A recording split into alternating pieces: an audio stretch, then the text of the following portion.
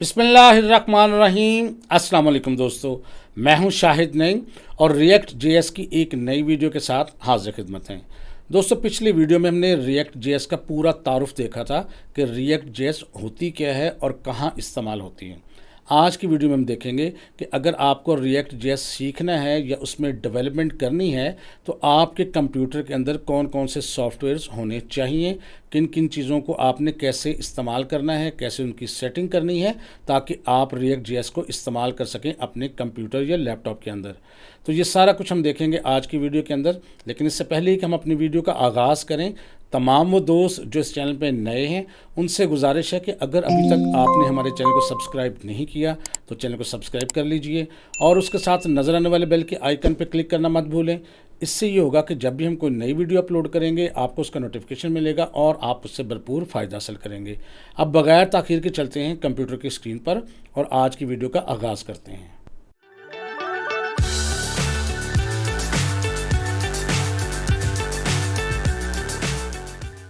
तो दोस्तों, अब हम देखेंगे कि अगर रिएक्ट जेएस में आपने कोई डेवलपमेंट करनी है या इसको सीखना है तो आपके कंप्यूटर में किन चीज़ों का होना ज़रूरी है और उनकी सेटिंग कैसे करनी है।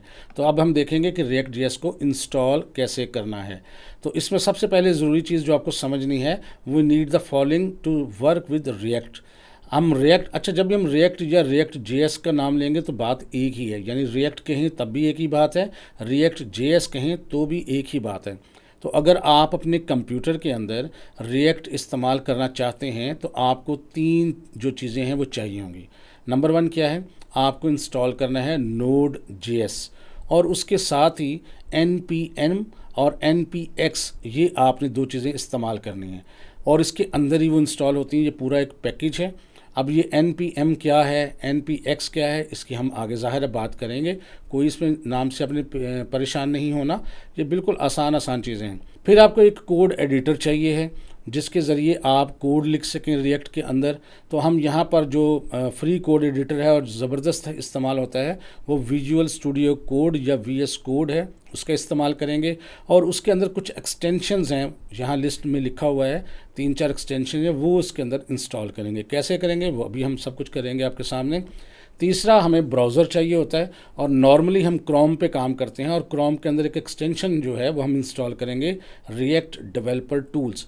तो ये तीन काम करेंगे, उसके बाद हम इस काबिल हो जाएंगे कि हम अपनी रिएक्ट एप्लीकेशन बना सकें, लिख सकें और उसको चला सकें। अब बारी बारी ये तीनों काम करेंगे और ये बाद में हम समझेंगे कि नोड जेएस क्या है और उसके अंदर जो चीज़ें लिखी हैं वो क्या हैं, वीएस कोड एडिटर के अंदर जो एक्सटेंशंस हैं उनका क्या काम है, ये साथ साथ हम डिस्कस करते रहेंगे। तो हम शुरू करते हैं नोड जेएस से कि इसको इंस्टॉल कैसे करना है और डाउनलोड कैसे करना है। सबसे पहले आप चलेंगे गूगल के अंदर। अब गूगल के अंदर जाके आपने यहाँ लिखना है सर्च बार के अंदर नोड जेएस डाउनलोड लिख दें या सिर्फ नोड जेएस लिख दें। तो नोड जेएस मैंने लिख दिया। सबसे पहले जो आपको वेबसाइट मिले आपने उस पर क्लिक कर देना है। तो आपके सामने इस किस्म की वेबसाइट आएगी। यहाँ पर आपने डाउनलोड के अंदर जाके भी डाउनलोड कर सकते हैं, लेकिन जो मेन पेज पर ही आपको मिलेगा डाउनलोड node.js, आगे लिखा हुआ LTS, इसका मतलब है लॉन्ग टर्म सपोर्ट। तो आपने जब भी इसको डाउनलोड करना है तो आपने LTS वर्जन इस्तेमाल करना है जो लॉन्ग टर्म सपोर्ट फराहम करता है। अच्छा, बाज़ औक़ात मेन पेज की जो है वो लुक चेंज हो जाती है। हो सकता है जब आप महीने बाद, 2 महीने बाद या 1 साल बाद इसको देखें तो इसकी हो सकता है लुक चेंज हो, तो आपने परेशान नहीं होना, लुक इसकी चेंज होती रहती है। और अगर ऐसा कुछ हो तो आप डाउनलोड पर ऊपर देखें मेन्यू में लिखा है डाउनलोड पर क्लिक करके भी यहाँ आ सकते हैं और यहाँ से भी डाउनलोड कर सकते हैं। याद रखिएगा, यहाँ पर आप LTS वर्जन को सिलेक्ट करेंगे। जो भी LTS वर्जन आपको लगे सही, आपके जिस वक्त सीख रहे हों उस वक्त जो वर्जन होगा वो आप लेंगे। और याद रखें इस वक्त 22.16.0 है, ये चेंज होता रहता है। लेकिन अगर आप जब बाद में सीखेंगे वर्जन चेंज होगा तो इसका मतलब नहीं है ये कि कुछ मुख्तलिफ चीज़ें होंगी, कुछ नई चीज़ें ऐड हो जाएंगी। थोड़ी बहुत तब्दीली होती है, 99.9% तकरीबन वही काम होता है। लिहाजा अगर आप कुछ अर्सा बाद इसको सीख रहे हैं, यहाँ वर्जन मुख्तलिफ है, तो ये परेशान होने की ज़रूरत नहीं है कि इस नए वर्जन में क्या तब्दीलियाँ आई हैं। आपको ये सब चीज़ें इंशाअल्लाह ताला ऐसे ही मिलेगी। उसके बाद अगर आपके पास ऑपरेटिंग सिस्टम मुख्तलिफ है तो यहाँ से आप मुख्तलिफ ऑपरेटिंग सिस्टम भी सर्च कर सकते हैं और अपना मुंतखब कर सकते हैं, चूँकि नॉर्मली हम विंडोज़ में ही करते हैं। तो यहाँ पर हम विंडोज़ को ही जो है सिलेक्ट करके और नीचे विंडोज़ इंस्टॉलर पे क्लिक करके हम डाउनलोड कर सकते हैं। या अगर मैं होम पेज पे चलता हूँ, आप चाहें तो डायरेक्ट यहाँ पर भी क्लिक कर सकते हैं। अब मैं यहाँ पे क्लिक करता हूँ, जो ही मैं यहाँ पे क्लिक करूँगा तो ये डाउनलोड होना शुरू हो जाएगा। ये देखिए मैंने क्लिक किया, क्लिक करने के साथ ही आपको यहाँ पर डाउनलोड होना यहाँ शुरू हो जाएगा। तो अब हम इसका वेट करेंगे कि ये डाउनलोड हो जाए, और जब डाउनलोड हो जाएगा तो डाउनलोड के फ़ोल्डर के अंदर मैं आपको लेके चलूँगा और आपको दिखाऊंगा कि डाउनलोड जो फाइल हुई है उसको इंस्टॉल कैसे करना है। तो दोस्तों इस वक्त हम डाउनलोड के फ़ोल्डर के अंदर आ चुके हैं और यहाँ एक देखें नोड के नाम से फ़ाइल जो है वो यहाँ मौजूद है। अब आपने इसको रन करना है तो इस पर हम डबल क्लिक करेंगे। तो सबसे पहले आपकी स्क्रीन पर इस किस्म की विंडो आएगी, यहाँ पर आपने करना है नेक्स्ट। उसके बाद यहाँ पर एग्रीमेंट आएगा, लाइसेंस एग्रीमेंट, आप इसको पढ़ें और ना भी पढ़ें तो बेशक समझ लें कि पढ़ लिया है आपने। और यहाँ पर एक चेक बॉक्स है, आई एक्सेप्ट दिस टर्म्स, इस पर आपने क्लिक करना है, ये चेक हो जाएगा। उसके बाद आपने नेक्स्ट पे क्लिक करना है। उसके बाद जो नेक्स्ट विंडो आएगी फिर दोबारा आपने नेक्स्ट पे क्लिक कर देना है, और उसके बाद ये विंडो आएगी, यहाँ पर भी आपने नेक्स्ट पे ही क्लिक करना है और फिर दोबारा नेक्स्ट पे क्लिक करना है और उसके बाद इंस्टॉल पे क्लिक कर देना है। अब ये इंस्टॉल होना शुरू हो जाएगा और बड़ा जल्दी से हो जाएगा, कोई इसमें लंबा टाइम नहीं लगता। हम थोड़ा वेट करते हैं। जब इंस्टॉल हो चुकी होगी तो आपके सामने ये वाली विंडो आएगी, completed the Node.js setup wizard. अब आप फिनिश पे क्लिक करेंगे। तो इसका पहला स्टेप हम मुकम्मल कर चुके हैं। जब हम Node.js इंस्टॉल करते हैं तो npm और npx खुद ब खुद ही इसके साथ इंस्टॉल हो जाते हैं, आपको कुछ भी इजाफी नहीं करना। अब आपको क्या करना है, आपको विजुअल स्टूडियो कोड जो है वो इंस्टॉल करना है, इसको VS कोड भी कहते हैं। अब फिर दोबारा गूगल पे जाएंगे हम। अब यहाँ गूगल में हम सर्च बार में लिख देंगे VS कोड और एंटर प्रेस करेंगे। जो पहली विंडो आए वहाँ पर आपने क्लिक कर देना है। उसके बाद इस किस्म की विंडो आएगी और यहाँ डाउनलोड फॉर विंडोज़ पे आपने क्लिक कर देना है। मैं यहाँ क्लिक करता हूँ तो ये डाउनलोड हो जाएगा और उसके बाद हम डाउनलोड के फ़ोल्डर के अंदर जाएंगे। ये देखें जी हमारा डाउनलोड हो चुका है और यहाँ पर आप देखें VS कोड के नाम से एक सेटअप की फ़ाइल आ चुकी है। अब आपने इसको चलाने के लिए इस पर डबल क्लिक करना है। थोड़ी ही देर बाद आपके सामने इस किस्म की विंडो होगी, यहाँ पर आपने आई एक्सेप्ट पर क्लिक करना है और नेक्स्ट पे क्लिक कर देना है। उसके बाद ये वाली विंडो आएगी, यहाँ सिर्फ आपने नेक्स्ट पे क्लिक करना है। फिर ये विंडो आएगी, यहाँ दोबारा से आपने नेक्स्ट पे क्लिक कर देना है। अब यहाँ पर ये जो आपके पास चेक बॉक्स हैं, ये आप ऐसा करें सारे के सारे ही आपने चेक कर देने हैं। यहाँ पर ये ऊपर वाला ऑप्शनल है लेकिन इसको भी चले हम कर देते हैं। तो ये सारे के सारे आपने चेक बॉक्स लाजमी चेक करने हैं। अगर आप इसमें से कुछ छोड़ देंगे तो आगे चल के आपको थोड़े से मसाइल आएंगे, फिर आपको थोड़ा सा मेहनत करनी पड़ेगी। लिहाजा इसको आपने याद से सब के सब जो है वो चेक कर देने हैं और नेक्स्ट पे क्लिक कर देना है। और ये विंडो आएगी, वहाँ पर इंस्टॉल पे क्लिक करना है। अब थोड़ी देर बाद इंस्टॉलेशन शुरू हो जाएगी और आपकी कंप्यूटर की स्पीड के मुताबिक इसका इन्हिसार है कि कितनी जल्दी ये होती है। और जब ये इंस्टॉल हो जाए तो यहाँ पर ये विंडो आएगी। आप चाहें तो इसको लॉन्च यानी इसको चला दें या इसको अभी फ़िलहाल इसको छोड़ भी सकते हैं, जैसे आपकी मर्ज़ी है वो कर लें। लेकिन मैं लॉन्च पे क्लिक करने रहने देता हूँ और फिनिश पे क्लिक करता हूँ। लेकिन सबसे पहले जब आपका ये चलेगा VS कोड एडिटर तो उसकी शक्ल कुछ इस तरह से होगी। ये वेलकम विंडो आती है, आप चाहें तो इसको यहाँ से क्लोज़ भी कर सकते हैं। और यहाँ पर मैंने आपको बताया था कि हमें कुछ एक्सटेंशंस जो हैं वो करनी है डाउनलोड और उसको इंस्टॉल करना है। उसका तरीकाकार ये होता है कि अगर आप बिल्कुल लेफ़्ट साइड पे देखें, सबसे नीचे वाला आइकॉन है एक्सटेंशंस का, आप एक दफ़ा इस पर क्लिक कर दें तो आपके सामने यहाँ खाली सी एक विंडो आएगी। यहाँ पर मैंने एक्चुअली थोड़ी सी इंस्टॉल की हुई हैं तो यहाँ पर मुझे इंस्टॉल्ड का ऑप्शन नज़र आएगा, आपके पास खाली होगी। अब आपने अगर एक्सटेंशन जो है वो इंस्टॉल करनी है तो आपने क्या करना है, ऊपर सर्च जो बार है उसके अंदर आपने लिखना है 2-3 एक्सटेंशन जो इंस्टॉल करनी है, वो मैं साथ साथ आपको दिखा भी देता हूँ। तो सबसे पहले जो एक्सटेंशन आपने इंस्टॉल करनी है वो है ES7 प्लस रिएक्ट रेडक्स वाली।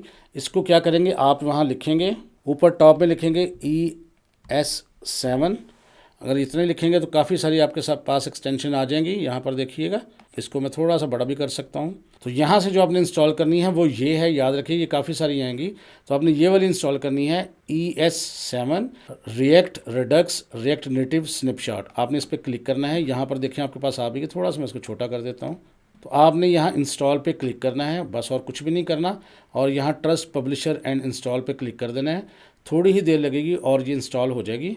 ये देखें जब इंस्टॉल हो जाएगी तो यहाँ पर ये डिसेबल लिखा हुआ आ जाएगा। अब आपने कुछ नहीं करना, ये इंस्टॉल हो चुकी है।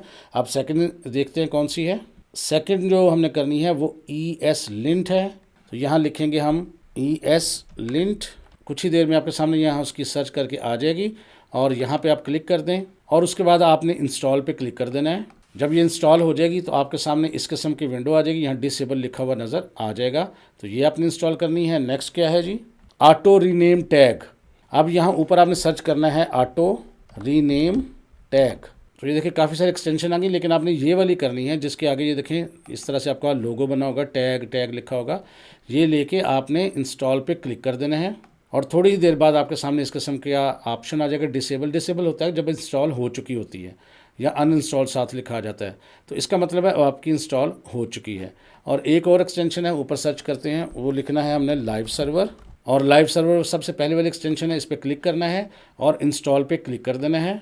और ये भी जब इंस्टॉल हो जाएगी तो यहाँ डिसेबल और अनइंस्टॉल का ऑप्शन आपके सामने आ जाएगा। बस ये काम ख़त्म हो गया। अब आप इसको चाहें तो यहाँ से क्लोज़ कर दें और इसको भी मैं थोड़ा सा छोटा कर देता हूँ यहाँ ऐसे।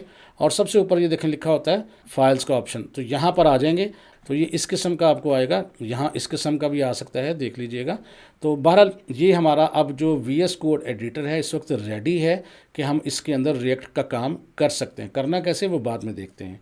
तीसरा काम क्या करना है हमने, तीसरा काम हमने ये करना है कि अपना जो हमारा क्रोम ब्राउज़र है उसके अंदर एक एक्सटेंशन ऐड करनी है, रिएक्ट डेवलपर टूल्स। अब वो कैसे करनी है उसको देखते हैं। हमने अपना क्रोम ब्राउज़र खोला हुआ है और अगर आप अपनी राइट साइड पे टॉप पे देखें तो 3 डॉट होते हैं वर्टिकली। अगर आप उन पर क्लिक करें तो नीचे मेन्यू खुलता है और उसके अंदर आपको ऑप्शन मिलेगा एक्सटेंशंस। आपने एक दफ़ा इस पर क्लिक करना है, सब मेन्यू आएगा, यहाँ पर मैनेज एक्सटेंशंस पे क्लिक कर देना है।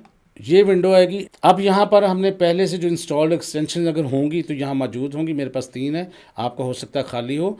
और अब आपने क्या करना है, एक्सटेंशन नई इंस्टॉल करनी है। लेफ़्ट साइड पे देखें तो क्रोम वेब स्टोर लिखा होता है, आपने एक दफ़ा इस पर क्लिक करना है तो इस किस्म की विंडो आ जाएगी। अब यहाँ टॉप पर आपने क्या करना है, आपने वो एक्सटेंशन तलाश करनी है जो आपने इंस्टॉल करनी है। तो एक्सटेंशन का नाम क्या था, एक्सटेंशन का नाम है जी रिएक्ट डेवलपर टूल्स। अब ये हम तलाश करेंगे तो यहाँ टॉप पर लिखेंगे रिएक्ट डेवलपर टूल्स, देखें खुद भी आ गई है। इस पर क्लिक करें, आपके सामने ये एक्सटेंशन आ जाती है। आपने इसको सिर्फ लिखना है यहाँ पर ऐड टू क्रोम, इस पर क्लिक करना है। यहाँ पर इस किस्म का एक ऑप्शन आ सकता है, ऐड एक्सटेंशन पे क्लिक कर दें। थोड़ी सी देर लगेगी और उसके बाद ये ऐड हो जाएगी। अब ये ऐड हो चुकी है जी। अब आपने देखना हो तो दोबारा आपने उन 3 डॉट्स पे क्लिक करके एक्सटेंशंस पे क्लिक करें और मैनेज एक्सटेंशंस पे क्लिक करें। अब आप देखें आपके सामने एक नई एक्सटेंशन यहाँ पर आ चुकी है जिसका नाम है रिएक्ट डेवलपर टूल्स। तो दोस्तों अब वो तमाम चीज़ें आप इंस्टॉल कर चुके हैं जो आपको रिएक्ट JS की पहली ऐप बनाकर चलाने के लिए ज़रूरत पड़ेगी जिनकी, और वो तमाम चीज़ें इंस्टॉल भी हो चुकी हैं। अब हम क्या करेंगे, अब हम सीखेंगे कि किस तरह रिएक्ट की पहली ऐप जो है वो बनाते हैं, किस तरह चलाते हैं और किस तरह उसमें अपने हिसाब से तब्दीलियां कर सकते हैं। आप भी अपने कंप्यूटर्स में तमाम चीज़ें इंस्टॉल करके सेट कर लें। इंशाल्लाह ताला नेक्स्ट वीडियो के अंदर हम देखेंगे कि किस तरह हम नई ऐप बना सकते हैं, कैसे उसमें तब्दीलियाँ करनी हैं और किस तरह से हम उसको रन करेंगे। तो ये सब कुछ इंशाल्लाह ताला नेक्स्ट वीडियो में होगा। मैं उम्मीद करता हूँ ये वीडियो आपके लिए हेल्पफुल रही होगी। वीडियो अच्छी लगी है तो इसको लाइक कीजिए और शेयर कीजिए, क्योंकि इतनी मेहनत से हम आपके लिए वीडियो बनाते हैं तो आपका एक लाइक हमें ज़रूर दरकार होता है ताकि हमें अंदाज़ा हो सके कि किस कदर तवज्जो के साथ आप वीडियो को देख रहे हैं और किस कदर जल्दी से आपको समझ आ रही है। और अगर आपको समझ नहीं आ रही कमेंट करके ज़रूर बताएं, हम इंशाल्लाह ताला उसको इम्प्रूव भी करेंगे। अगर आपके जहन में कोई क्वेश्चन है वो भी कमेंट करके पूछें, उसको भी रिप्लाई करने की कोशिश करेंगे। तो बस आज के लिए इतना ही। इंशाल्लाह ताला दोबारा मुलाकात होगी कुछ नई चीज़ों के साथ। तब तक के लिए इजाज़त दीजिए। अल्लाह हाफिज़।